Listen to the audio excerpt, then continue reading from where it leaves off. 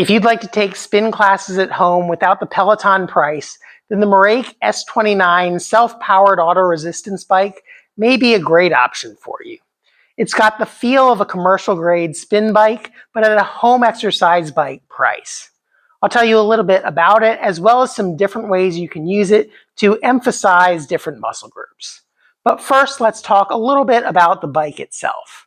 It arrives almost fully assembled, so there are fairly few pieces that you actually have to attach. Just like any spin bike, it can adjust both the seats and the handlebars. They can adjust both up and down and forward and backwards. To change the height, you just pull out here and raise or lower, then you just lock it back in like that. Additionally, you can move the seat forward or backwards to your needs. Now, when fitting yourself for a spin bike, you want your knee to be almost fully straight at the bottom of the stroke, but not completely locked out. That way you'll get a good range of motion out of it, but not risk hyperextending your knee.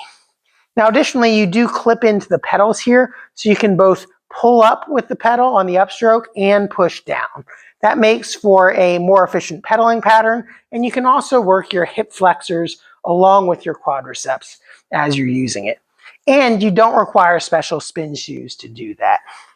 Now, as far as the handlebars, those will also adjust up and down just by unlocking here, pulling out, and raising or lowering, and then you just lock it back in like that.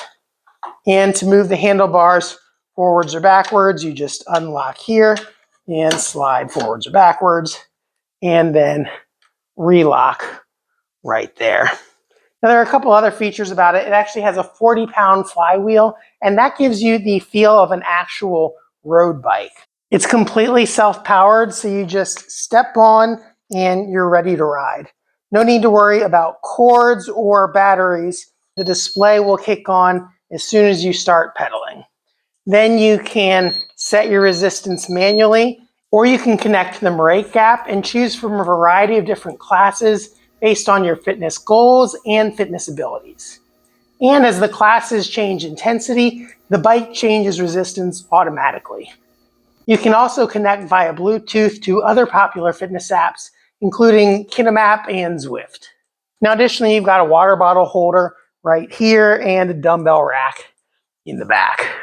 As far as muscle groups work, if you're riding upright like this without holding on to the handlebars, you do get a little bit of core work, particularly your abdominal obliques on the side. If you want some added upper body and core work, you can use the dumbbells from the dumbbell rack to do either punches or overhead presses or lateral raises or arm curls.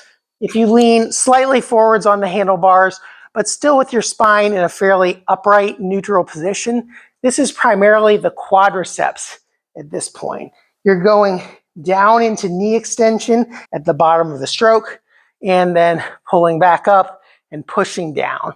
So the quadriceps, the knee extensors, are the primary muscle group worked in this pattern. If you lean a little bit more forwards over the handlebars, this biases you a little bit more into hip flexion.